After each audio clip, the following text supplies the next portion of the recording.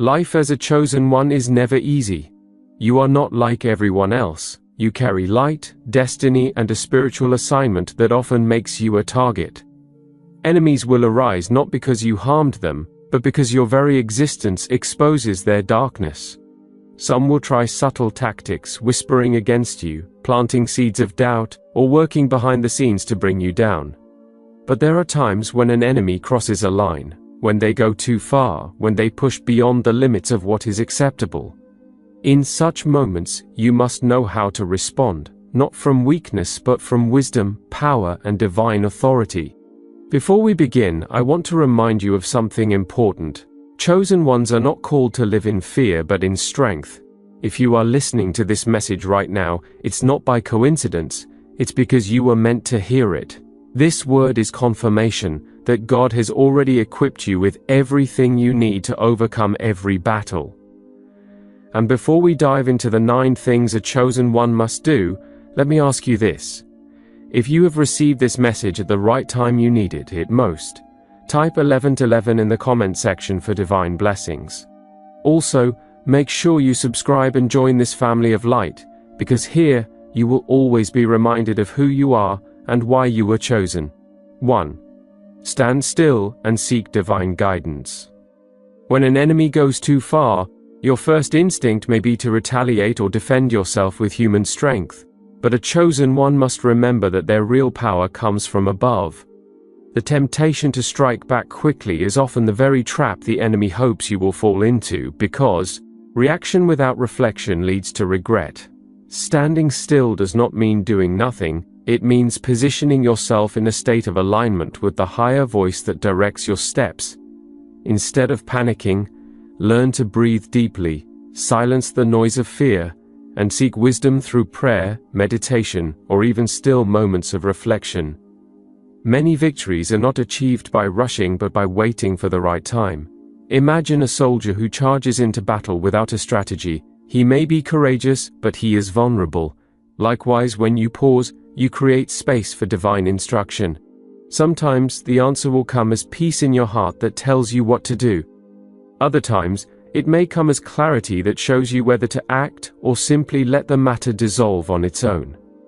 The stillness allows you to discern whether this battle is even yours to fight or if it belongs to God entirely. Remember, chosen ones are not guided by emotions but by spiritual insight. When anger tries to take the driver's seat, pull back, because a hasty move can undo years of progress.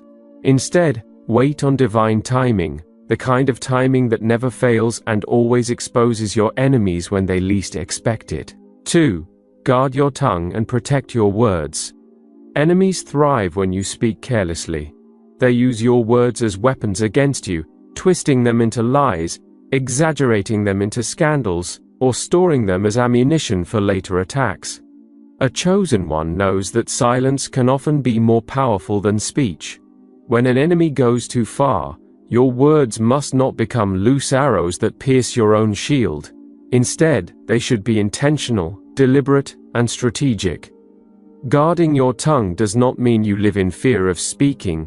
It means you value the weight of every sentence that leaves your mouth. Words can build bridges, but they can also set fire to them. That is why chosen ones use their voices differently from ordinary people. Rather than wasting energy in endless arguments, you elevate your voice in prayer, declarations, and affirmations that shift atmospheres.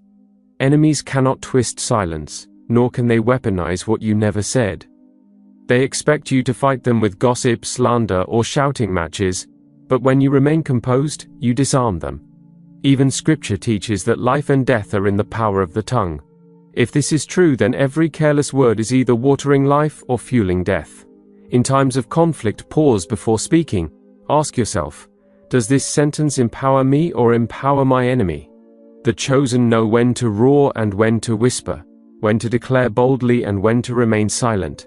Silence, when intentional, is not weakness, it is wisdom. Protect your words, for they are spiritual seeds. Plant them carefully and let them bear fruit in divine timing. 3. Activate your spiritual authority. A chosen one does not fight battles on the same level as ordinary people. When an enemy oversteps their boundary, you must rise in spiritual authority. This is not about physical strength or material advantage, but about recognizing the spiritual weight you carry. Authority means stepping into your identity and refusing to be defined by fear or intimidation. It is standing tall, declaring who you are, and knowing without doubt that heaven backs you.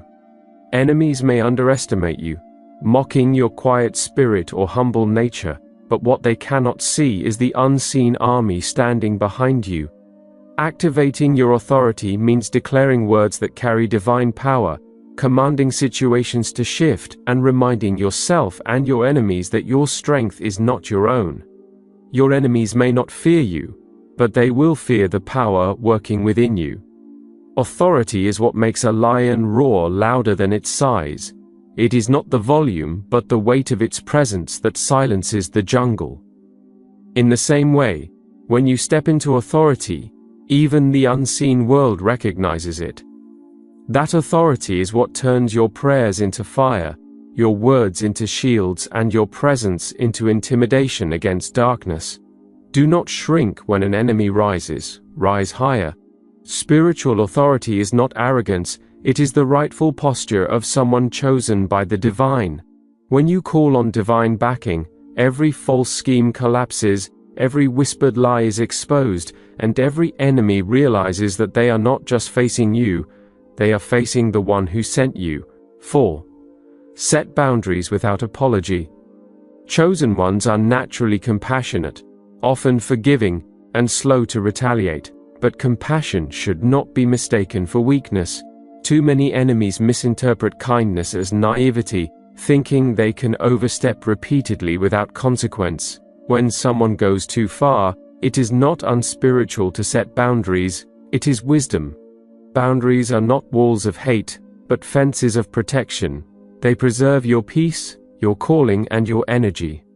A chosen one cannot afford to let toxic people drain their strength or manipulate their goodwill. Setting boundaries means clearly defining what behavior is unacceptable and refusing to tolerate disrespect. It is not about revenge, it is about maintaining balance. Even the most fruitful garden needs fences to keep intruders away. Without boundaries, weeds and predators take over. Likewise, without spiritual and emotional boundaries, chosen ones risk being consumed by the demands and schemes of others. Some may accuse you of being cold or unloving when you draw lines, but understand this: protecting your peace is not selfish, it is survival. You cannot pour from an empty vessel. You cannot fulfill your divine calling if you are constantly exhausted by the chaos of others. Boundaries ensure that your light shines without being dimmed, that your compassion flows without being abused, and that your journey remains focused. Do not apologize for saying no when necessary. Do not apologize for walking away when respect is absent. Boundaries are divine shields, and chosen ones must wear them with strength and wisdom. 5. Return the battle to the spirit, not the flesh. The greatest mistake a chosen one can make is to fight flesh with flesh. Your enemy may use gossip, slander, betrayal, or even physical schemes, but you must return the battle to the spirit. Fighting on their level only traps you in their game. If they insult you, and you insult them back, you have not risen, you have descended. But when you shift the battle into the spiritual realm, you fight from higher ground. Prayer becomes your weapon, fasting becomes your shield, and divine justice becomes your strategy. Remember, what is birthed in the spirit eventually manifests in the natural. A seed planted in the unseen will grow into visible fruit. When you engage spiritually, you dismantle your enemy's schemes before they can take root in the physical. Chosen ones must understand that spiritual battles require spiritual weapons. Anger, revenge, or manipulation may feel satisfying in the moment, but they leave your spirit heavy. Instead, elevate the fight. Call upon divine justice, intercede with faith, and declare victory before it appears. Many enemies think they are clever when they spread lies, but when you fight in the spirit, truth always surfaces in due time. Never underestimate the unseen forces that respond when you pray with conviction. Return every attack to its spiritual source, and you will always have the upper hand. For chosen ones, the real battlefield is not the gossip circle, the workplace, or even the home. It is the realm of the spirit, and in that realm, you cannot be defeated. 6. Refuse to be intimidated.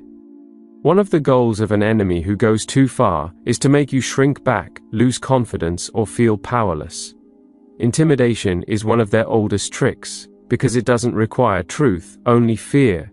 But intimidation only works if you allow it. Stand tall in your identity. Refuse to bow to fear.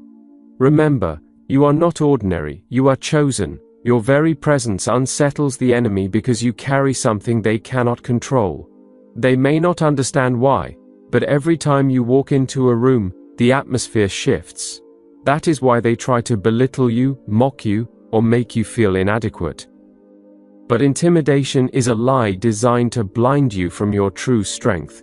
You must remind yourself daily of who you are and whose power backs you. Fear is a shadow. It looks bigger than it is until light exposes it.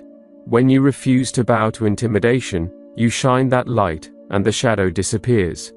Chosen ones do not operate under fear but under boldness. Courage does not mean you do not feel fear. It means you do not let fear make your decisions. Intimidation wants you to forget your authority, but every time you stand firm, you remind the enemy that you are unshakable. Hold your head high. Not in arrogance but in certainty. Intimidation cannot work on someone who knows they are backed by the divine. Walk with confidence, speak with conviction, and refuse to let fear dictate your steps. 7. Use wisdom, not just power. Being chosen doesn't just mean you have power. It means you also have wisdom. Power without wisdom is like fire without control. It burns indiscriminately and destroys everything in its path. Enemies expect you to meet force with force, but often the greater victory lies in strategy. Sometimes the best way to deal with an enemy is not through open confrontation but through quiet moves made with wisdom. Learn when to speak and when to stay silent. Learn when to step forward and when to step back. There is power in patience, and wisdom teaches you timing. A chosen one must understand that not every battle requires noise. Some are won through discernment, through letting the enemy overplay their hand while you conserve your energy. Wisdom allows you to win battles without exhausting yourself. It teaches you to pick which wars matter and which are mere distractions. Remember, a lion does not chase every barking dog. It knows its roar alone is enough. Wisdom keeps you from scattering your strength in unnecessary fights. When you operate in wisdom, you disarm your enemies without lifting a hand, because your very restraint unsettles them. They cannot predict you, and unpredictability is power. While others may act impulsively, the chosen move with clarity and precision. Power can win a fight, but wisdom wins a war. 8. Forgive, but never forget the lesson. Forgiveness is freedom.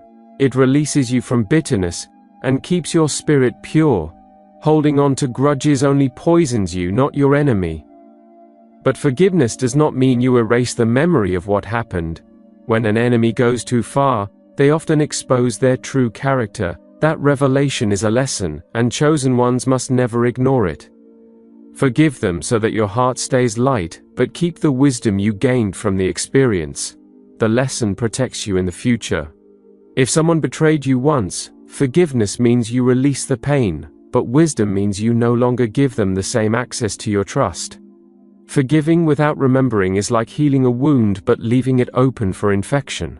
A chosen one must learn to balance mercy with discernment.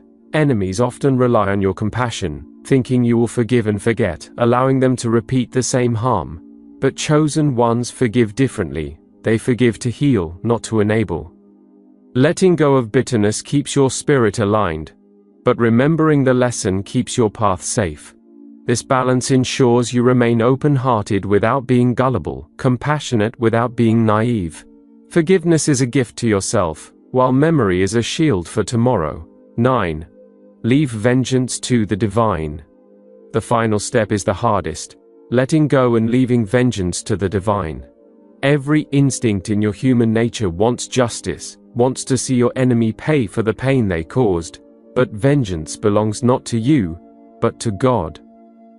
As a chosen one, you are not called to destroy your enemies, you are called to rise above them. When they cross the line, they are not just fighting you, they are fighting the higher power that backs you. And no one fights the divine and wins. Leaving vengeance in God's hands is not weakness, it is ultimate trust. It means you believe His justice is perfect, that He sees what you cannot, and that He will fight for you in ways you cannot imagine. Sometimes, divine vengeance is not fire from the sky, it is watching your enemies collapse under the weight of their own schemes.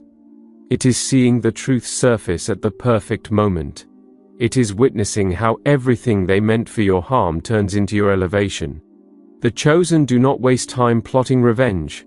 They invest that energy into growth, into purpose, into becoming who they were called to be. Let your enemies watch as you rise. That is vengeance enough. Trust that God will handle what you cannot. His timing may not be yours, but it is always right. Vengeance in your hands brings temporary satisfaction, but vengeance in God's hands brings eternal justice. When an enemy goes too far, remember, their attack is not a sign of your weakness but of your strength. They see what you carry and it terrifies them. Do not be shaken. Follow these 9 steps and you will not only overcome but also rise stronger, wiser and untouchable. This is the Chosen Seer channel. Like the video, share it with a friend, and subscribe for more spiritual awakening videos. If this video got you at the time you most needed, type 1111 in the comment section. Thank you for watching.